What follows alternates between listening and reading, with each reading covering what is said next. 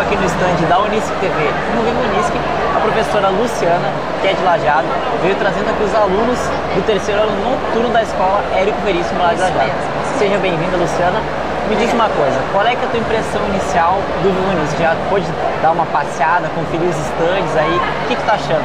Nós chegamos cedinho aqui na feira, né, do Viva Unisc, e foi muito legal, a gente foi muito bem recebido pela equipe logo ali na entrada com o nosso ônibus, as meninas entraram no ônibus, nos receberam muitíssimo bem, nos esclareceram como estava funcionando a feira.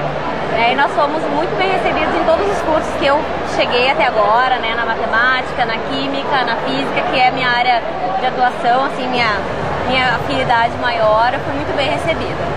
E dentre os teus alunos, chegou a perceber assim, alguns deles tiveram essas curiosidades assim sanadas, tiveram suas dúvidas sanadas com a visita aqui em Santa Cruz? Eu pude acompanhar alguns, né, na parte, principalmente os meninos na parte da engenharia, né, ficaram bem interessados, né, lá nos cursinhos da robótica ali, né, mexendo.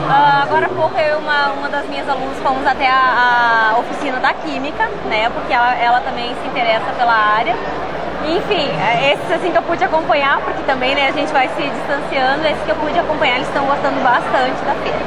A gente entrevistou aqui diversos alunos de Lajeado hoje nesse Viva Unisc 2012.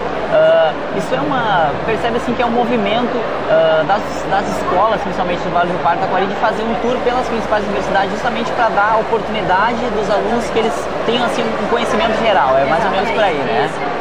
Eu acho que a gente sempre tenta assim, deixar o nosso aluno a par de tudo o que tem à disposição dele, para que ele não pense que ele tem somente uma opção, né?